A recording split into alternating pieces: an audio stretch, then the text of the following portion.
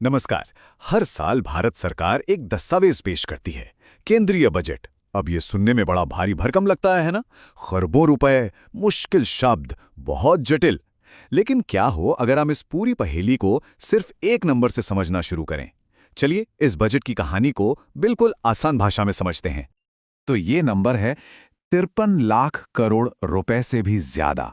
जी हाँ, ये है भारत सरकार का इस साल यानी 2026-27 के लिए कुल खर्चा। अब ये कितना बड़ा है इसका अंदाजा ऐसे लगाइए कि अगर हर सेकंड 1 रुपया खर्च किया जाए तो भी इस पूरी रकम को खर्च करने में 17 लाख साल से ज्यादा लग जाएंगे। कमाल है ना? तो सबसे बड़ा सवाल तो यही है, भाई इतना पैसा आ कहां से रहा है? और यही वो सवाल है जो सबसे जरूरी है। आखिर ये सिर्फ सरकार का पैसा तो है नहीं, ये हम सबका, पूरे देश का पैसा है। तो चलिए इस पैसे के सफर को ट्रैक करते हैं, पता लगाते हैं कि ये आता कहां से है और फिर जाता कहां है। तो ठीक है, सबसे पहले देखते हैं कि पैसा आता कहां से है। अब लाखों करोड़ के हिसाब को आसान बनाने के लिए एक छोटा सा काम करते हैं। मान लेते हैं कि सरकार की कुल आमदनी सिर्फ 1 रुपया है।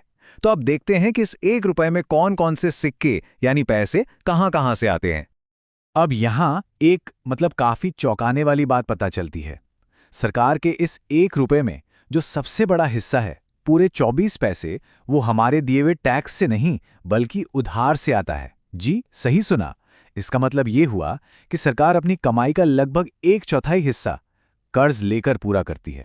तो ये बात याद रखने वाली है कि सरकार की आमदनी का सबसे बड़ा जरिया उधार है, और ये पॉइंट आगे चलकर बहुत जरूरी होने वाला है, खासकर तब जब हम सरकार के क्रेडिट कार्ड की यानी उसके घाटे की बात करेंगे। उधार के बाद फिर नंबर आता है टैक्स का। इसमें 3 बड़े नाम हैं। पहला इनकम टैक्स, जो हमारी सैलरी से कटता है। दूसरा है कॉरपोरेशन टैक्स, जो कंपनियां अपने मुनाफे पर देती हैं।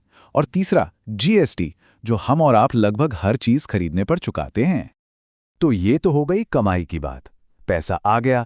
अब सवाल ये है कि ये पैसा जाता कहाँ है, मतलब सरकार इस 1 रुपए को खर्च कैसे करती है। चलिए अब सिक्के का दूसरा पहलू देखते हैं। यहां भी हिसाब काफी सीधा है। खर्च होने वाले हर रुपये में से लगभग 42 पैसे यानी करीब करीब आधा रुपया सिर्फ 2 बड़ी चीजों में चला जाता है। एक तो राज्यों को उनका टैक्स का हिस्सा देने में, और दूसरा पुराने कर्जों का ब्याज चुकाने में। ये बिल्कुल वैसा ही है जैसे किसी की सैलरी का एक बड़ा हिस्सा सीधा किराए और लोन की ईएमआई में चला जाता हो। इसका मतलब क्या हुआ?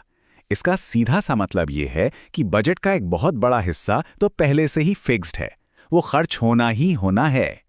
इन जरूरी खर्चों के बाद जो पैसा बचता है, सरकार फिर उसी से बाकी चीजों पर, जैसे सड़क, स्कूल, हॉस्पिटल और डिफेंस पर खर्च कर पाती है। अब आते हैं कहानी के सबसे, कह सकते हैं, दिलचस्प हिस्से पर। जरा सोचिए, अगर किसी का घर अपनी कमाई से ज्यादा खर्च करने लगे तो क्या होगा? जाहिर है, या तो उधार लेना पड़ेगा या फिर क्रेडिट कार्ड का इस्तेमाल करना पड़ेगा, है ना? बस सरकार का हिसाब भी कुछ कुछ ऐसा ही है। तो सवाल एकदम सीधा है, जब सरकार का कुल खर्च उसकी अपनी कमाई से, मतलब बिना उधार वाली कमाई से ज्यादा हो जाता है, तो फिर क्या होता है? इस गैप को, इस कमी को इकोनॉमिक्स की भाषा में एक खास नाम दिया गया है। इसे कहते हैं राजकोषीय घाटा, या जिसे हम सब फिस्कल डेफिसिट के नाम से जानते हैं। अगर और भी आसान भाषा में समझें तो ये बस वो रकम है जो सरकार को अपने सारे खर्चे पूरे करने के लिए उधार लेनी पड़ती है। क्यों? क्योंकि उसकी कमाई कम पड़ गई। चलिए अब असल आंकड़ों को देखते हैं। सरकार का कुल खर्च कितना है? करीब 53.5 लाख करोड़ रुपए, और उसकी अपनी कमाई बिना उधार वाली, वो है सिर्फ 36.5 लाख करोड़ रुपए। तो आप देख सकते हैं, ये सिर्फ एक छोटा मोटा गैप नहीं है, ये एक बहुत बड़ी खाई है। और बस यही जो खाई है, यही है हमारा फिस्कल डेफिसिट।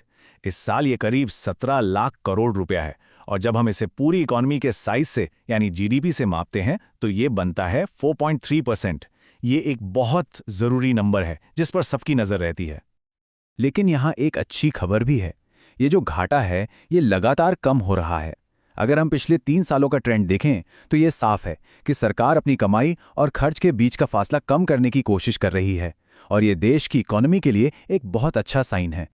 इसे ऐसे समझिए, हर साल का घाटा मतलब हर साल का नया उधार आपके क्रेडिट कार्ड के पुराने बिल में जुड़ता जाता है, राइट? इससे कुल कर्ज बढ़ता है।